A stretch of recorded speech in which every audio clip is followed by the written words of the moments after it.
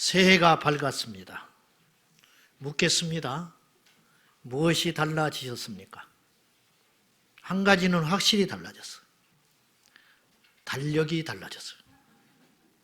달력이.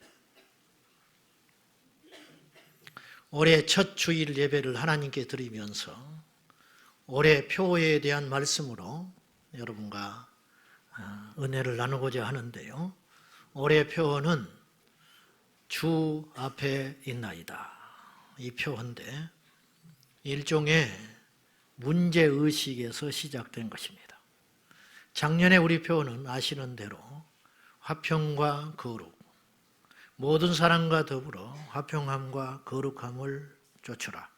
이것이 없이는 아무도 주를 보지 못하리라.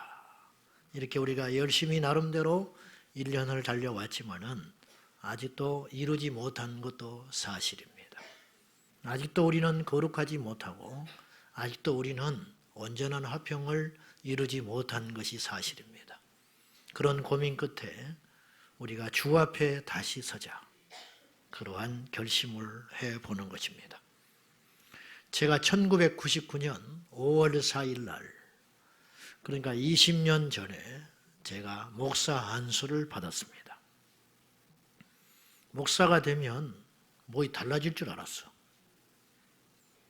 우리 주변 사람들도 제가 목사가 되면 더 영성도 깊어지고 더 성숙한 인격이 될 것으로 기대했을지도 모르겠습니다. 그런데 달라지지 않더라고요. 한 가지는 확실히 달라졌어. 사람들이 나를 부르는 호칭은 전도사에서 목사로 바뀌었어요. 그리고 축도를 못했었는데 축도할 수 있었어요. 그러나 그것이 달라진 것일까요? 아닙니다. 여러분, 우리가 세월이 흘러도 내 자신을 볼 때 나이만 먹지 도무지 왜 이렇게 성숙함이 더딘지 모르겠습니다. 어떤 경우에는 성숙해지기는커녕 더 퇴보하는 경우도 많아요. 오히려 하나님을 향한 그 애절한 마음이 교만해져 가지고 더 식는 경우도 있더라고요. 깜짝깜짝 놀랄 정도로 어느 날 타성에 젖어서 하나님께 오고 있는 내 자신을 보면서 너무너무 싫습니다. 제 자신이. 미국 유타주는요, 미국에서도 가장 보수적인 도시로 손을 꼽는답니다. 그 이유가 유타주가 몰몬 교도들이 60%가 넘습니다. 몰몬교는 이단입니다. 우리가 가진 성경이 아니고 자기들의 성경, 몰몬경을 가지고 예수님을 하나님으로 인정하지 않는 심각한 이단입니다. 그럼에도 불구하고 이들은 교리가 대단히 율법적이에요. 그래서 이 유타주는 술집이 많지 않습니다. 다른 도시에 비해서. 그리고 가족 중심 문화가 뿌리 깊게 내려있는 도시예요. 그러니 좀 더 거룩해야 되지요. 그런데 그렇지 않았어요. 2015년 기준으로 미국에서 온라인 인터넷으로 성인 영상물을 이렇게 접하는 가장 많이 보는 도시 1위가 유타주가 나왔어요. 그 사람들이 충격을 받았다는 거예요. 굉장히 보수적인 도시인데 왜 이런 결과가 나왔을까? 1000가구당 5.7가구, 평균 5.7가구가 성인 영상물을 접속하여 보는 것으로 나온 거예요. 종교인들이 많은 도시나 그렇지 않은 도시나 성인 음란물을 보는 빈도수는 큰 차이가 없었다. 단지 일요일 오전에는 기독교인들이 많은 도시에는 성인 접속률이 떨어지는 건 사실이었습니다. 그러나 오후부터 밀려오기 시작해요. 이건 우리에게 뭘 말하느냐 하면은 이 시대 그리스도인들이라고 하는 사람들이 교회 안에서의 모습과 교회를 떠난 다음에, 즉 예배 후의 모습이 큰 차이가 나더라는 거죠. 우리가 예수 그리스도를 믿는 자로서 온전히 변할 수 있다면 얼마나 복된 일입니까? 이것이 우리에게 다 그런 소원이 있지 않습니까? 70년대에 갑자기 유명해진 목사님이 계셨어요. 아주 전국적으로 센세이션을 일으켰어요. 책이 엄청나게 팔리고 유명세를 타가지고 여기저기서 집회를 요청해가지고 이분 모셔다가 집회하려면 한 2년, 3년씩 기다려야 했어요. 근데 이분이 어머니를 모시고 살았어요. 근데 유독 집에 오면 그 어머니는 자기를 목사 취급을 하지 않는 거예요. 이렇게 이야기를 하곤 했어요. 야야, 네가 목사냐? 그러고도 목사야? 그러니까 이 목사님이 스트레스를 받기 시작했어요. 그래서 어느 날은 이렇게 말했대요. 어머니, 내가 세상에 나가면 얼마나 유명한지 압니까? 저를 불러다가 집회를 하려고 2년, 3년씩 줄 대고 기다리고 있어요. 근데 어머니는 왜 나를 그렇게 우습게 여깁니까? 그랬더니 이 어머니가 정색을 하고 이렇게 이야기를 했어요. 야야, 내가 너를 알아. 너 목사 되려면 아직 멀었어. 이 말에 큰 충격을 받았다고 그래요. 이 목사님이. 어쩌다 만난 사람은요, 쉽게 속일 수 있습니다. 그러나 날마다 만나는 사람 속이는 거 만만치 않습니다. 정말 속이기 어려운 존재가 있는데 자기 자신은 못 속여요. 이걸 양심이라고 합니다. 근데 여러분, 간혹 가다가 니플리 증후군, 이게 정신병인데 자기가 거짓말하면서도 거짓말한 줄을 모르는 경우, 자기가 주변에 피해를 주고 있는데도 불구하고 그럴 수 있다라고 스스로 생각하다가 그것이 진짜처럼 여기는 증상, 이게 정신병인데 니플리 증후군. 이 사람은 자기 자신을 완벽하게 속여요. 그런데 하나님은 못 속입니다. 자기 자신까지도 속이는 사람이 간혹 있는데 하나님은 못 속이는 거예요. 하나님은. 1960년대 유명한 복음주의자였던 토조 목사님은 오늘날 교회 안에 성도들에게 세 가지 문제가 있다. 1960년대에도 이미 그렇게 심각하게 경고를 했습니다. 첫째, 오늘날 교회 안에 믿는 자가 성장하지 못하고 항상 어린아이 수준에 머물러 있다. 두 번째, 믿는 성도들이 교회 안에서 마땅히 해야 할 일을 하지 않은 채 손 놓고 구경만 하고 있다. 세 번째, 교회 안의 성도들이 서로 하나 되고 일치되어야 함에도 불구하고 분열과 다툼만 일삼고 있다. 그럼 왜 이런 현상이 일어나 이 말이에요. 여러분, 해가 간다고 달라지지 않듯이 목사가 됐다고 달라지는 것이 아니듯이 교회만 나온다고 달라지지 않습니다. 자기가 교회 나오니까 달라진 줄 아는 니플리 증후군을 앓고 있는 사람들이 굉장히 많아요. 하나님과 상관없이 교회를 다니면서 자기는 하나님을 잘 믿는다고 생각하는 사람들이 의외로 많다는 거죠. 내가 그렇게 생각하는 게 중요한 게 아니고 하나님이 나를 어떻게 생각하느냐가 정말 중요한 것이죠. 그럼 왜 이런 현상이 일어나는가? 왜 교회 안에서 성장하지 못하고 주님을 믿는다고 하면서 사랑하지 못하고 세상 사람과 다를 바 없이 어떤 부분에는 세상 사람보다 더 고집스러운, 교회에 와서 더 나빠져 버리는, 어째서 그런 현상이 일어나는가? 여러 가지 이유가 있겠지만은 결정적인 것은 하나님을 그 마음속에 모시고 살지 않기 때문입니다. 그렇잖아요. 오늘 8절 말씀을 한번 보시기 바랍니다. 우리 7절부터 봅시다. 7절과 8절 시작. 나를 훈계하신 여호와를 송축할지라. 밤마다 내 양심이 나를 교훈하도다. 내가 여호와를 항상 내 앞에 모심이요 그가 나의 오른쪽에 계심으로 내가 흔들리지 아니하리로다. 당연한 고백인 것 같지만 결코 쉽지 않는 고백을 다윗은 하고 있습니다. 하나님이 나를 훈계하신다. 질책하시고 교훈하시고 꾸짖어 주신다. 그래서 나는 그분을 찬양한다. 이게 이런 용어들, 이것이 어떻게 가능하냐면 이게 쉽게 쓸 수 있는 단어가 아닙니다. 하나님을 인격적으로 인정하기 때문에 그분이 나를 꾸짖는다. 근데 나를 훈계하고 꾸짖을 때 나는 오히려 그분을 찬송한다. 그리고 8절에 급기야 내가 여호와를 항상 24시간 내 앞에 모시고 산다. 어떻게 이런 고백을 할 수 있죠? 다윗이 이런 고백을 했을 당시, 이 정확한 때는 언제인지는 모르겠어요, 제가. 아마 성령에 사로잡혀 있을 때 이 시편을 하나님께 드린 거예요. 이런 상태였다면 다윗이 우리아의 아내 밧세바를 범하지 않았을 거예요. 항상 내 앞에 주를 모시고 사는 사람이, 항상 그분을 의식하고 살았던 다윗이 한때 있었지만은 이걸 잃어버리니까 하나님이 모를 거라 여기고 완전 범죄를 꿈꾸면서 엉뚱한 짓을 하지 않습니까? 여기서 우리는 하나 크게 깨달아야 할 교훈이 있습니다. 다윗이 넘어졌다 이거예요. 그가 안식일을 범하지 않았어요.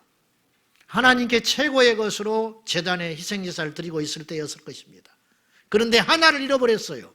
내 앞에 주를 모시고 산다는 의식이 없어질 때 다윗은 어처구니 없는 큰 죄를 짓고 말았다는 거죠. 올 1년 우리가 가져야 할 영적인 감각, 우리가 24시간 꼭 잊지 말아야 할 것, 우리가 주 앞에 있나이다. 이것이 나를 지켜주는 것입니다. 이것이 나를 새롭게 할 것입니다. 이것이 나를 살리게 될 것입니다. 우리가 어리석게도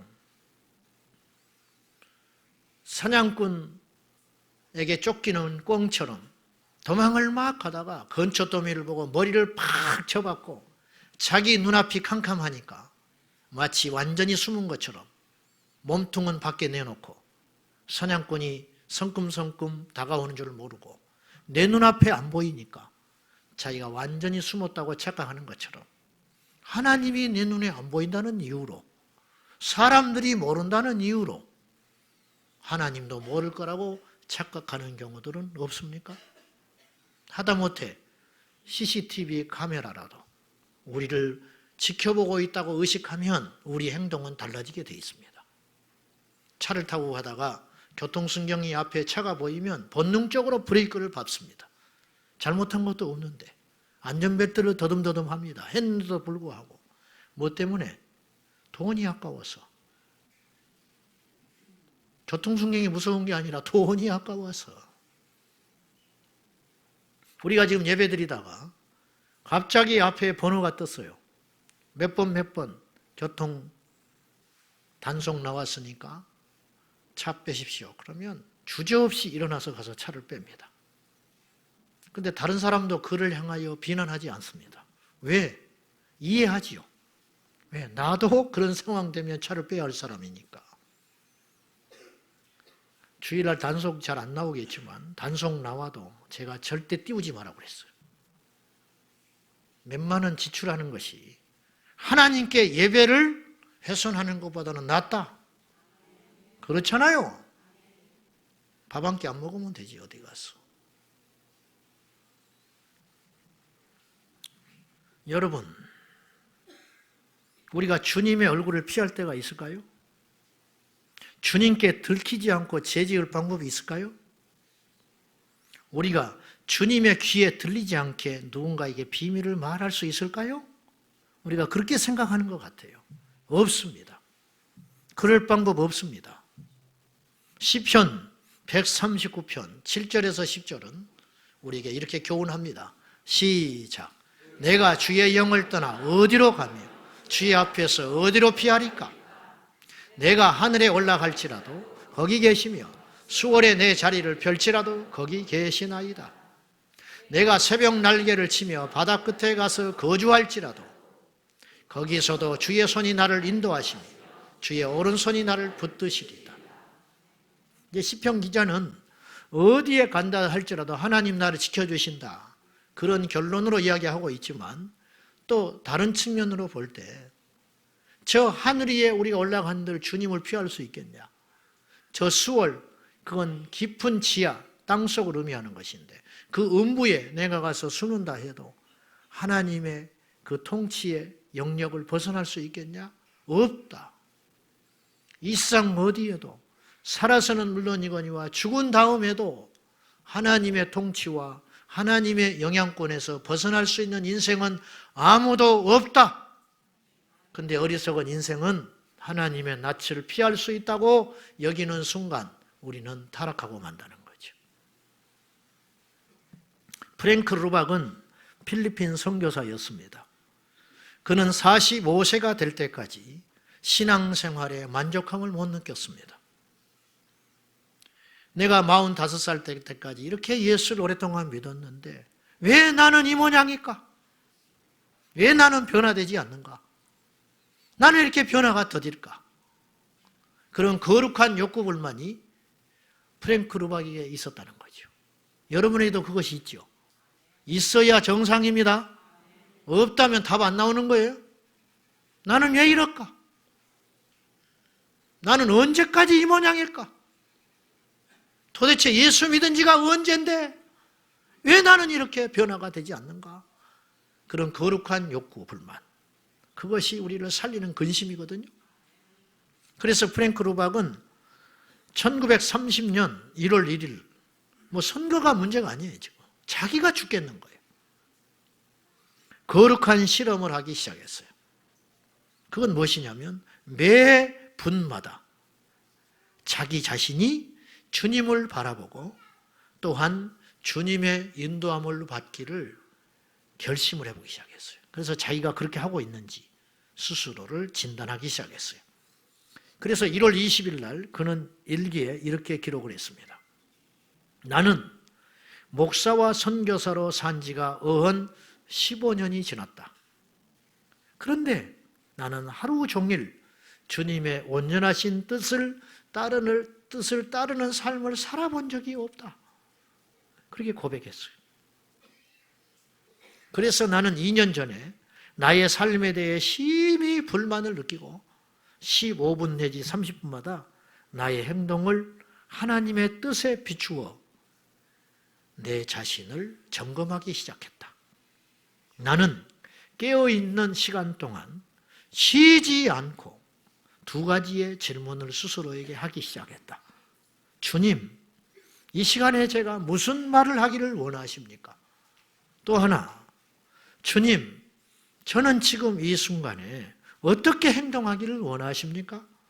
이 2가지 질문을 끊임없이 내 자신에게 하기 시작했다.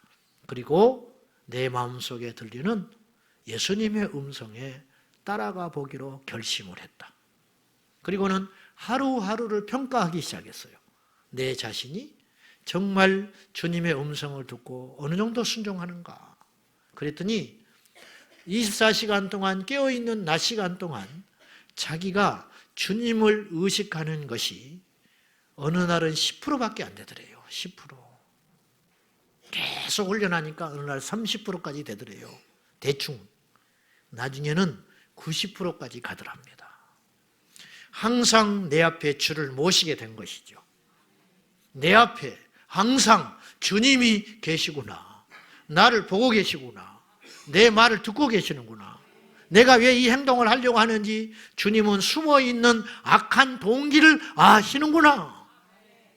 그걸 의식할 때 프랭크 루박은 영적으로 달라지기 시작했다는 거예요. 삶이 달라지기 시작했다는 거죠. 얼마나 귀하고 복된 일입니까? 우리가 주 앞에 있나이다. 복된 것도 사실이지만 무척 부담스러운 것도 사실입니다. 주님이 나를 보고 계시다는 거죠. 예를 들어 봅시다. 핵무기를 우리가 가졌어요. 예를 들면 우리나라가 핵무기를 가졌어. 든든하지요. 핵이 생겼으니까 이웃 나라가 함부로 못 덤빌 거 아니에요. 나라가 크다고 함부로 못 한다.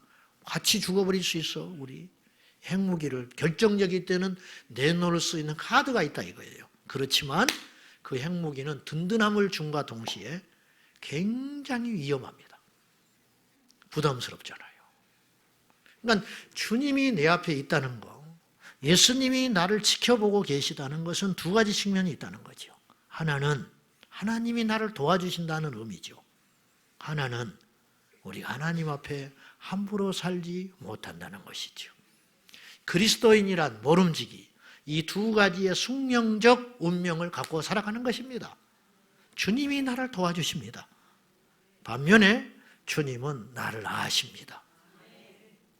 그런데 우리 한국교회는 이 잘못된 복음의 왜곡으로 인하여 주님이 나를 도와주신다고만 강조를 하지, 주님이 아신다고 하는 것은 우리가 쉽게 잊어버리고 사는 것 같아요.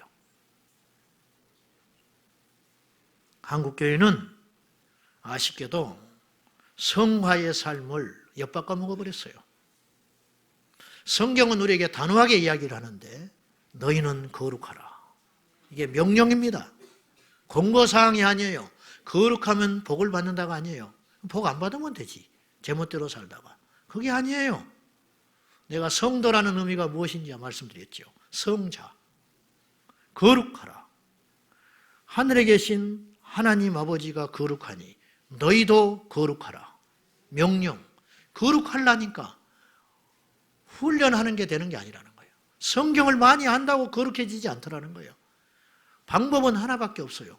내 앞에 주님이 계심을 의식하고 사는 것이죠.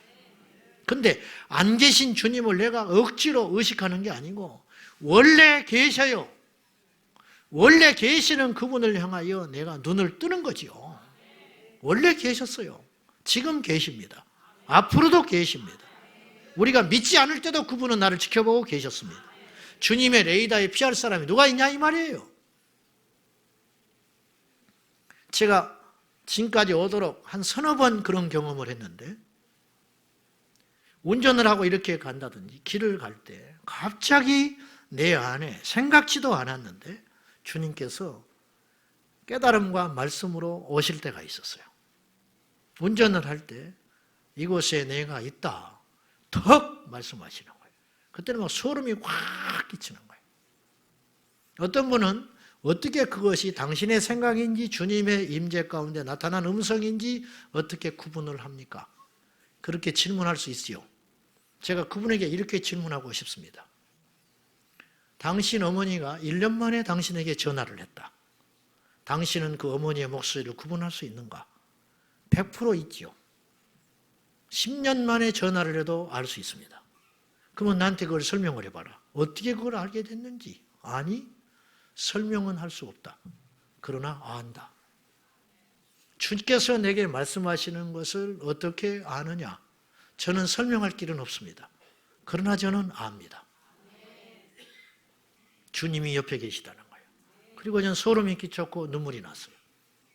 근데 그때만 그렇습니까? 아니죠. 항상 계셨어요. 근데 내가 모르니까. 얼마나 미련하고 어리석어서 못 깨달으니까 주님이 참다가 말씀하시는 거예요. 좀 깨달아라. 내가 너 보고 있어. 너 있을 때 혼자 있는 게 아니야. 내가 곁에 있어. 철 좀 들어. 주님이 그렇게 말씀하시는 거죠. 우리가 내 앞에 주님을 모시고 사는 삶, 내가 주 앞에 있습니다 라고 의식하고 사는 삶이 우리에게 가져다주는 유익이 두 가지가 있습니다. 첫째, 성숙해질 수 있습니다. 성숙이라는 말은 무르익는다는 뜻입니다. 과일이 익어야 주인의 사랑을 받을 수 있습니다. 인격이 무르익어가는 거죠. 말이 무르익어가는 것이죠. 마음의 성숙함이 무르익어가는 것이죠. 올해에는 우리 인격과 마음의 성숙을 꼭 이루는 한 해 되시기를 바랍니다. 성장하지 못한 어린 영혼의 소유자는 남들이 칭찬할 때 기뻐하고 남들이 비난하면 견디지 못하고 좌절합니다. 대부분의 사람이 그래요. 저도 그럴 수 있죠. 남들이 칭찬하면 막 하늘을 날다가 누가 비난을 하면 팍 꼬그라져가지고 나타나지를 않습니다. 이게 겉은 그럴듯하지만, 겉은 믿는 척하지만 그 속은 어린아이의 영혼, 미숙한 영혼을 가졌기 때문에 그렇다는 거죠. 거기서 조금 성장하면 어떻게 변하게 되냐면은 남들이 비난하면 기뻐합니다. 오히려 성경에 그랬거든요. 너희가 나로 인하여 욕을 먹고 너희들이 핍박을 당하거든 기뻐하고 즐거워해라. 하늘에서 너희의 상이 큼이라. 그러니까 이걸 알게 된 거예요. 그래서 영적으로 좀 잘하게 되면 남이 비난하면 기뻐할 수 있는 힘이 있어요. 남이 칭찬하면 오히려 무서워합니다. 그것 때문에 넘어질까 봐. 이런 사람도 흔치 않지요. 근데 이 과정을 지나서 정말 무르익은 성숙한 영혼을 가지게 되면 어느 정도까지 가느냐? 남이 칭찬을 하든 비난을 하든 요동하지 않게 된다는 거죠. 여기까지 갈 수 있다면. 근데 어떻게 해야 그것이 가능한가? 내가 주를 의식하고 살 때. 주님이 아시는데 뭘 변명을 해? 주님이 아시는데 사람 말에 왜 좌절을 해? 그렇게 될 거 아니에요. 스위스의 정신의학자였던 심리학자였던 칼 융이라는 사람은 이런 말을 했어요. 모든 신경증은, 신경쇠약, 신경정신병은 정당한 고통을 회피한 대가로 나타난다. 무슨 말이냐면요. 우리가 흔히 어떤 사람이 정신적으로 문제가 있으면 저 사람은 쇼크 받아서 그래, 그러죠. 충격받고 스트레스 받아서 그렇다. 이런 표현을 하잖아요. 그런데 칼 융은 반대로 이야기를 했어요. 누구든지 충격을 받을 수 있다는 거죠. 근데 정신이 약하여서 그 다가오는 충격과 고난을 자기 힘으로 버티지를 못하고 피해버린다는 거예요. 자꾸만. 피하고 피하다 보면 어떤 일이 벌어지냐면 비현실적인 사람이 되어서 이상현상을 일으키기 시작한다는 거예요. 오히려 건강한 자아상을 가진 사람은 자기에게 일어나는 고난과 시련을 맞부딪혀 싸우는 사람이 건강하다는 거예요. 여기서 무슨 말씀을 드리고 싶은가 하면은 고통을 회피한 대가는 그때는 일시적으로 좋아요. 모른다는 거예요. 그냥 모르고 입을 뒤집어 쓰고 자버리죠. 고통을 회피한 대가는 결국 가서는 어떤 일이 벌어지냐면 그 고통이 가져다 주는 피해보다 훨씬 크다. 그렇게 말하는 거예요. 정당한 고통을 피하게 될 때 우리 잘못이든지 아니면 나하고 상관없이 일어나는 고통이든지 우리 인생에서 반드시 고통과 충격은 나타나기 마련인데 그 정당한 고통을 우리가 피하게 될 때 그 문제를 통하여 하나님께서 나를 성장시키려고 하는 그 축복도 얻을 수 없다. 이런 뜻이 되겠습니다. 우리 예전에 우리 할머니 세대들 하루하루가 살아가는 게 무척 힘들었어요. 할아버지들이 남봉꾼이고 첩을 두고 살고 이렇게 살았으니까. 우리 외할아버지도 3명을 두고 살았습니다. 부끄러운, 그때는 다 그랬다는 거예요. 좀 힘있고 돈 있는 사람은 다 그렇게 살았다는 거예요. 우리 외할머니가 정말 대단한 분이었어요. 둘째 첩이 남긴 2 자식을 거둬서 키워줬어요. 그리고 둘째는 돌아가셔 버렸어요. 그래서 우리 이복 외삼촌이 지금도 살아 계십니다. 나는 몰랐어. 친형제인 줄 알았어. 너무 이게 살갑게 같이 지내가지고. 그러면 요즘으로 따지면 우리 외할머니는 정신 나가버려야 됩니다. 근데 어떻게 버텼을까? 그 고통을 맞닥뜨릴 수 있는 힘이 있었다는 거죠. 이건 내가 어떻게든지 이겨야 한다. 그리고 자식을 품 안에 안고 살아가려고 했다는 것이죠. 요새는 그 고통을 회피하려고만 한다는 거예요. 그렇기 때문에 펑펑 나가 떨어지는 거예요. 사랑하는 여러분, 성숙은 그냥 오는 것이 아닙니다. 고난을 통해서 오는데 오래 우리에게 파도처럼 밀려오는 크고 작은 고난이 있다 할지라도 우리 주님을 앞에 모시는 믿음으로 승리하고 돌파하시기를 축복합니다.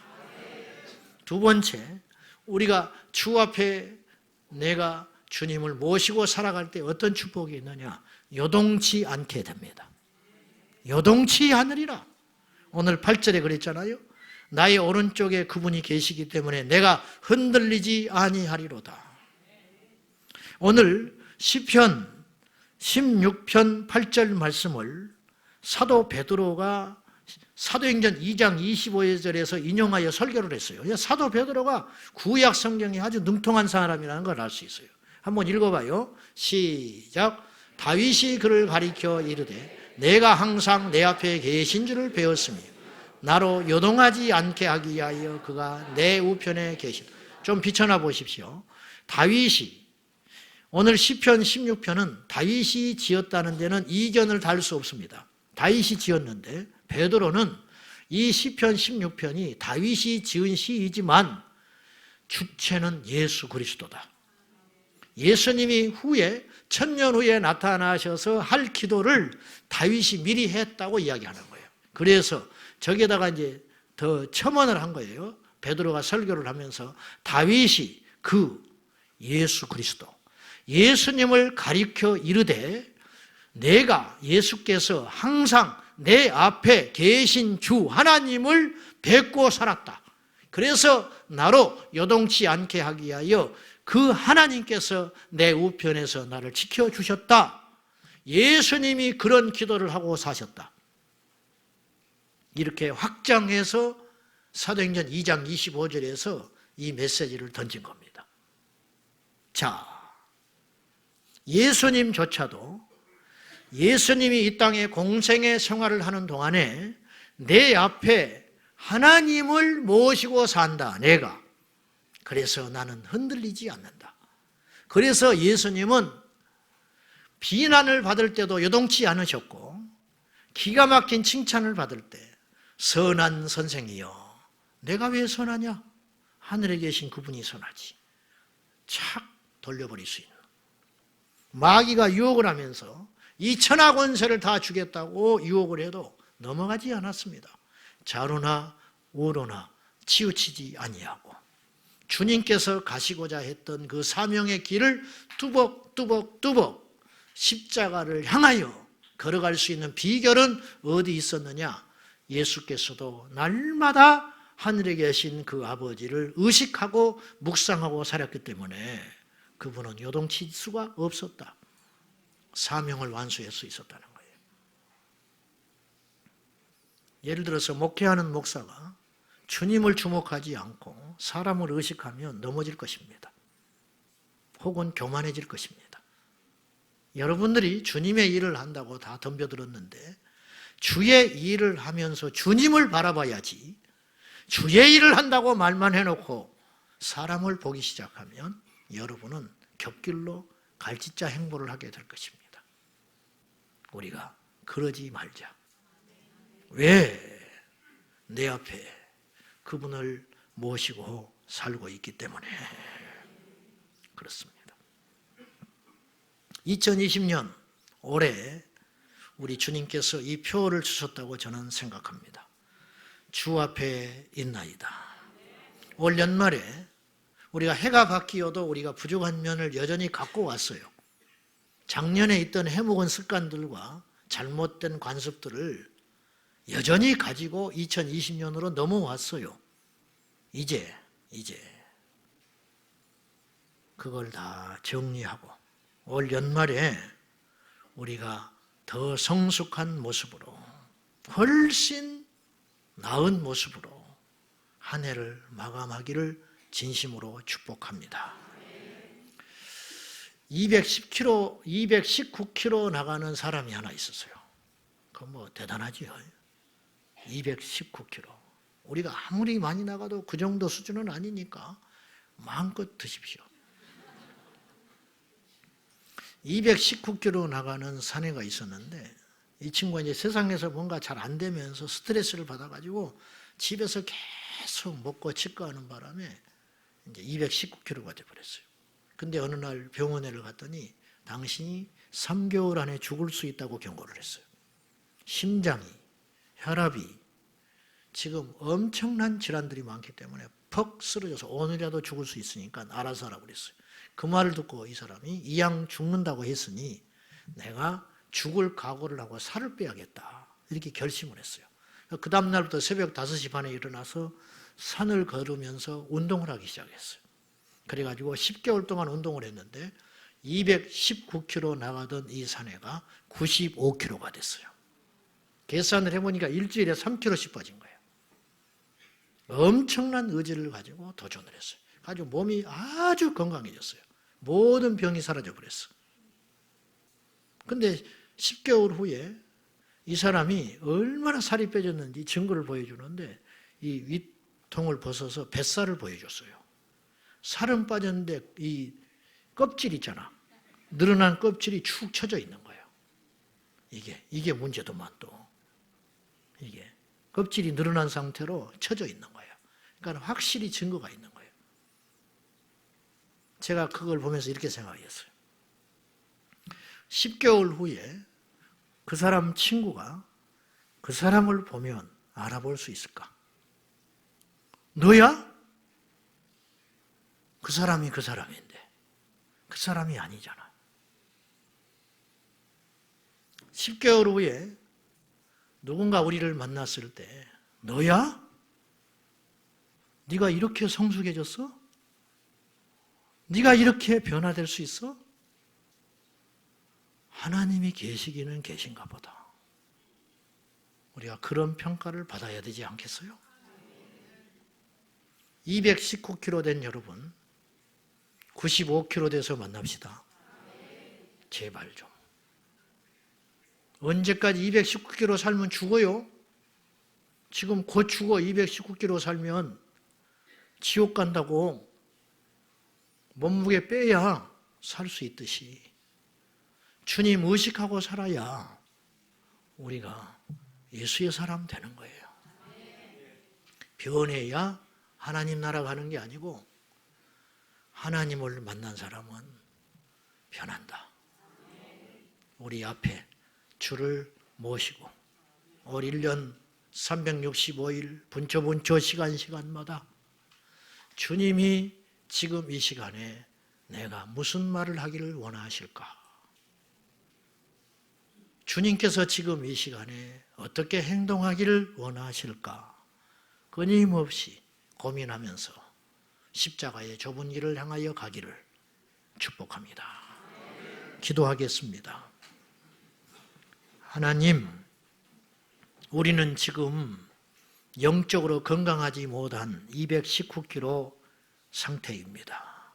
뼈를 깎는 고통으로, 살려고 하는 일념으로 예수님 닮기에 힘써가며 한 걸음 한 걸음 믿음의 길을 걸어갈 적에 우리도 모른 채 건강해질 것입니다.